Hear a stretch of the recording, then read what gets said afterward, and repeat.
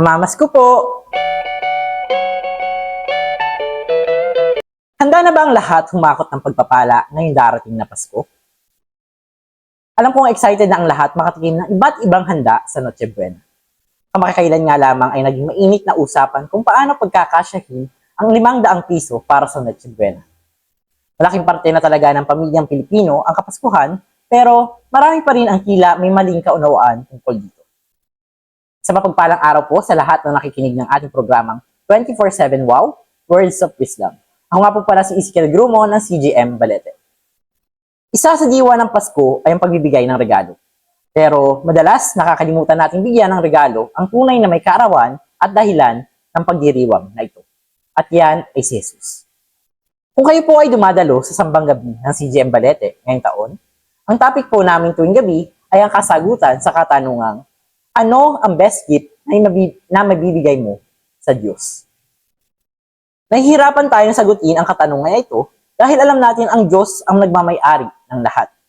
Hindi niya kailangan ng ating kayamanan o kakayahan sapagkat lahat ng ito ay sa Kanya nagmumula. Pero alam niyo bang may hinahanap ang Diyos? Iyan ay ang ating pakikibahagi sa Kanyang layunin. At isa sa pinakadakilang kaloob na maaari nating ihandog sa Kanya ay ang ebanghelismo. Ang pagbabahagi ng mabuting balita ng kaligtasan sa pamamagitan ni Hesukristo. Malinaw ang utos ng Panginoon sa Kanyang mga tagasunod. Humayo kayo at gawin ninyong alagad ang lahat ng mga bansa. Nakasulat yan sa Mateo 28 verse 19. Ang ebanghelismo ay hindi lamang isang gawain para sa ilan, kundi isang pananagutan ng bawat mananampalataya. Kapag ibinabahagi natin ang ebanghelyo, ipinapakita natin ang ating pagsunod at pag-iibig sa Diyos. Sapagkat sinabi sa Juan 14 verse 15 ni Jesus, kung ako'y inyong iniibig, tutuparin ninyo ang aking mga utos. Ang ebanghelismo rin ay salamin ng puso ng Diyos. Siya ay Diyos na nagmamahal at naghahanap sa mga naliligaw. Nakasulat nga sa Lucas 19 verse 10, sapagkat ang anak ng tao ay naparito upang hanapin at iligtas ang mga naligaw. Hindi niya nais na ang sinuman ay mapahamak, kundi ang lahat ay magsisi at maligtas. Kapag tayo nagbabahagi ng ebanghelyo, nakikiisa tayo sa puso ng Diyos para sa mga nawawala. Sa tuwing may isang kaluluwang tumanggap kay Kristo, may kagalakan sa langit. Ayon sa salita ng Diyos sa Lucas 15 verse 10, may kagalakan sa harapan ng mga anghel ng Diyos dahil sa isang makasalanang nagsisisi. Ang simpleng pagbabahagi natin ay maaaring maging dahilan ng pagdiriwang sa langit, isang regalong tunay na kinalulugdan ng Diyos. Alam niyo po ba na ang ebanghelismo ay nagbubunga ng kaluwalhatian sa Diyos? Tinawag tayo hindi lamang upang sumampalataya, kundi upang mamunga. Sinabi ni Jesus sa Juan 15 verse 8, ito ang niluwalhati ng aking Ama na kayo'y mamunga ng sagana. Ang bunga ng ebanghelismo ay mga buhay na nabago, mga kaluluwang may halagang walang kapantay. Higit sa lahat, ang ebanghelismo ay pag-ibig na isinasabuhay. Kung tunay nating mahal ang ating kapwa, hindi natin ipagkakait ang katotohanang nagliligtas. Nakalagay nga sa Roma 10 verse 14, paano silang sasampalataya kung hindi nila naririnig? Ang ating pananahimik ay maaring maging hadlang sa kanilang kaligtasan.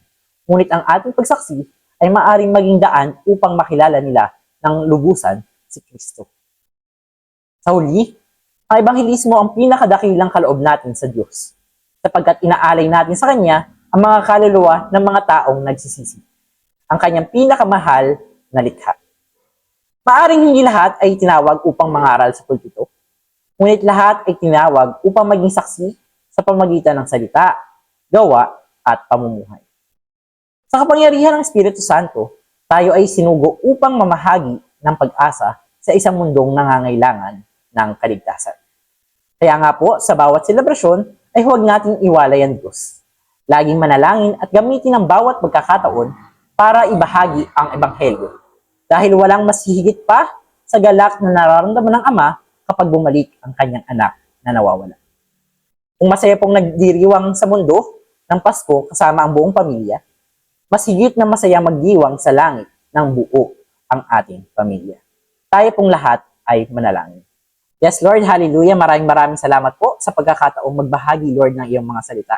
Tunay nga na ang diwa ng Pasko ay para i-celebrate, Lord, yung kaarawan mo, yung kaligtasan na natamo namin sa pagkasilang ni Kristo dito sa sanlibutan, Lord. Pinapanalangin ko po ang bawat isa ay magkaroon ng pusong mapagbigay, pusong kontento, Lord, na kontento sa lahat ng kanilang tatanggipin sa darating na Pasko. At doon nga, Lord, na magamit nila tong araw na ito para maparangalan ka, na maitaas ka nila sa kanilang buhay sa araw ng Kapaskuhan. In Jesus' name we pray, Amen. Muli, ako po si Ezekiel Grumo na nagsasabing, ang oras ay gamitin para ang Diyos ay luwalhati. Maraming salamat po.